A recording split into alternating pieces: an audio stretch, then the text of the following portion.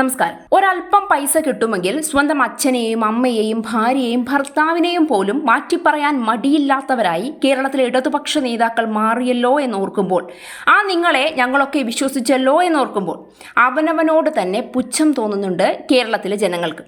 ഓരോ ദിവസവും ഇടതുപക്ഷ നേതാക്കളെ പറ്റി പുറത്തുവരുന്ന വാർത്തകൾ കേട്ടാൽ അറപ്പ് തോന്നുമെന്ന് പറയാതെ വയ്യ. എന്താണ് കാര്യമെന്നല്ലേ പറയാം. മുൻ MLA മാർക്കും അവരുടെ ആശ്രിതർക്കുമായി വിതരണം ചെയ്യുന്ന പെൻഷനിൽ വ്യാപക ക്രമക്കേടുകൾ നടന്നതായുള്ള ആരോപണങ്ങൾ അല്ലെങ്കിൽ ഞെട്ടിക്കുന്ന വാർത്തകൾ പുറത്തുവരികയാണ്. നിയമസഭാ സെക്രട്ടേറിയറ്റിൽ നിന്നും വിവരാവകാശ നിയമപ്രകാരം ലഭിച്ച രേഖകളിലാണ് ഈ ഞെട്ടിക്കുന്ന വിവരങ്ങളൊക്കെ പുറത്തു വന്നിരിക്കുന്നത്. രേഖകൾ പ്രകാരം മരിച്ച വ്യക്തികൾക്കും ഇപ്പോഴും പെൻഷൻ അനുവദിക്കുന്നതായും ഒരേ വ്യക്തിയുടെ പേരിൽ 2 രീതിയിൽ പെൻഷൻ വിതരണം ചെയ്യുന്നതായും പോലും കണ്ടെത്തിയിട്ടുണ്ട്.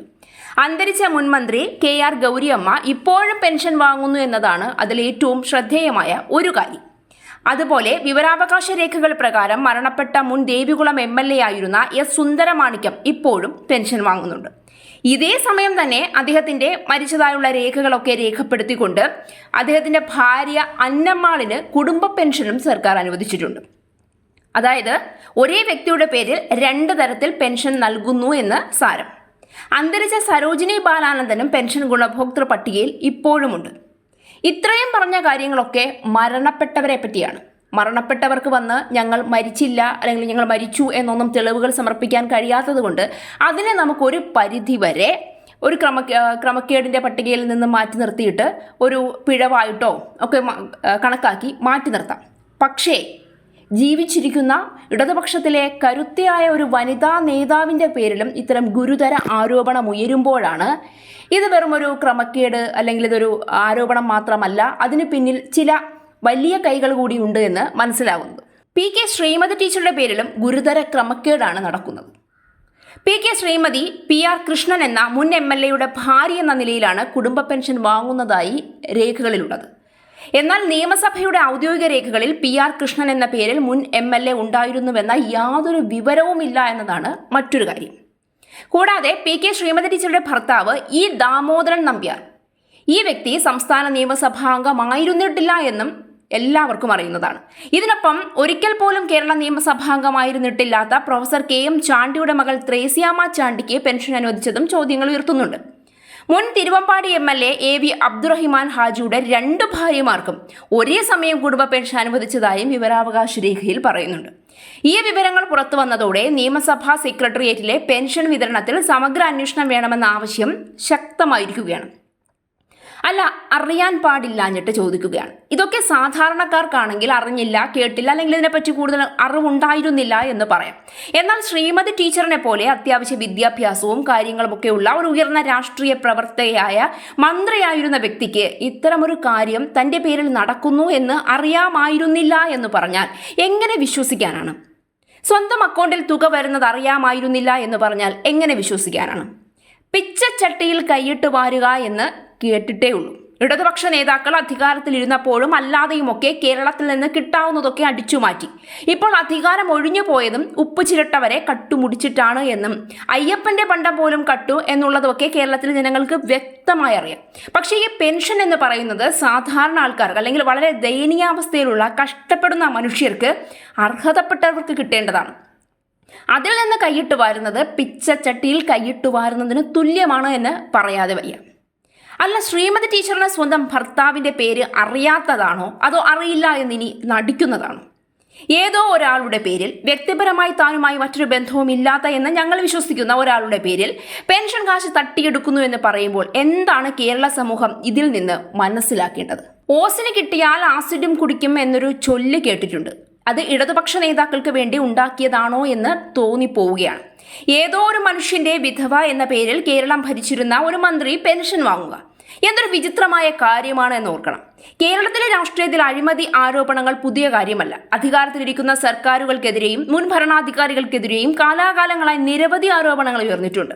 എന്നാൽ മുൻ ജനപ്രതിനിധികൾക്കോ അവരുടെ ആശ്രിതർക്കോ നൽകുന്ന പെൻഷനുമായി ബന്ധപ്പെട്ട് ഉയരുന്ന ആരോപണങ്ങൾ പൊതുസമൂഹത്തെ ഞെട്ടിക്കുന്നതാണ്. കാരണം പെൻഷൻ എന്നത് ആഡംബരത്തിനോ അധിക സൗകര്യത്തിനോ വേണ്ടിയുള്ള ഒരു ആനുകൂല്യമല്ല. അർഹതയുള്ളവർക്ക് നിയമപ്രകാരം ലഭിക്കേണ്ട ഒരു സാമൂഹിക സുരക്ഷാ സംവിധാനമാണ് അത്. അത്തരമൊരു സംവിധാനത്തിൽ ക്രമക്കേട് നടന്നുവെന്ന ആരോപണം ഉയരുമ്പോൾ അത് കേവലം അക്കൗണ്ടിലെ ഒരു പിഴവായി മാത്രം കാണാൻ സാധിക്കില്ല. ഒരു സാധാരണക്കാരൻ ബാങ്ക് അക്കൗണ്ടിലേക്ക് വരുന്ന ചെറിയ തുക പോലും ശ്രദ്ധിക്കാറുണ്ട്. ശമ്പളം വന്നോ, പെൻഷൻ വന്നോ, സർക്കാർ സഹായം വന്നോ എന്നെല്ലാം ആളുകൾ കൃത്യമായി പരിശോധിക്കുന്നു.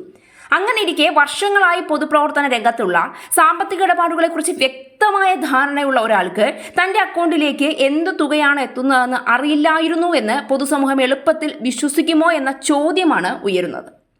ഇതൊരു നിയമപരമായ കുറ്റാരോപണമല്ല, പക്ഷേ പൊതുബോധത്തിന്റെ സ്വാഭാവിക സംശയമാണ്. അതുപോലെ തന്നെ ഒരാളുടെ പേരിൽ ലഭിക്കുന്ന ആനുകൂല്യം ഏത് അർഹതയുടെ അടിസ്ഥാനത്തിലാണ് എന്നത് ഗുണഭോക്താവിന് അറിയേണ്ടതില്ലേ എന്ന ചോദ്യവും പ്രസക്തമാണ്.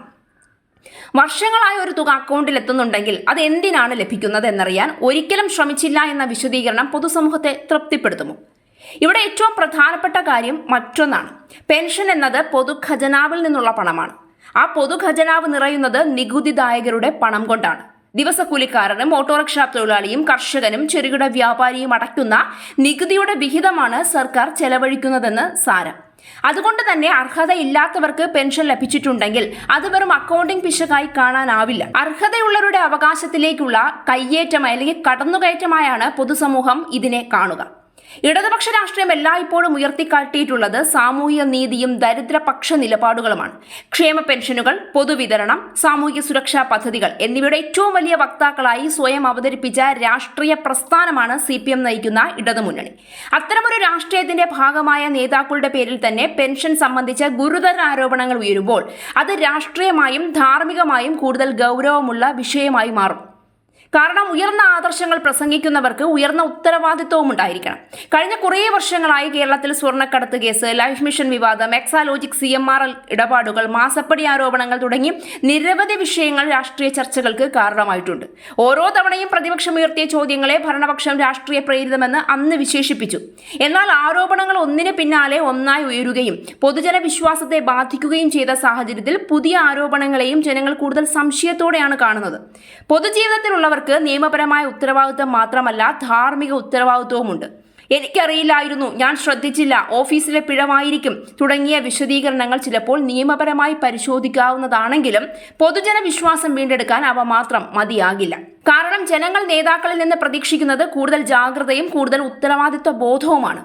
പെൻഷൻ എന്നതൊരു അക്കൗണ്ടിലേക്ക് എത്തുന്ന സംഖ്യ മാത്രമല്ല, അത് ജീവിതത്തിന്റെ അന്ത്യഘട്ടത്തിൽ ആശ്രയമാകുന്ന ഒരു സാമൂഹിക സുരക്ഷയാണ്.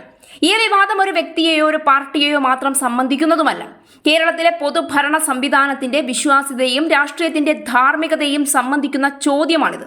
അതിനാൽ ആരോപണങ്ങൾ രാഷ്ട്രീയ വാദപ്രതിവാദങ്ങളിൽ അവസാനിക്കാതെ വസ്തുതകൾ പൊതുജനങ്ങൾക്ക് മുന്നിൽ കൊണ്ടുവരികയും തെറ്റ് ചെയ്തവർ ആരായാലും നിയമ നടപടിക്ക് വിധേയരാവുകയും ചെയ്യേണ്ടത് അനിവാര്യമാണ്.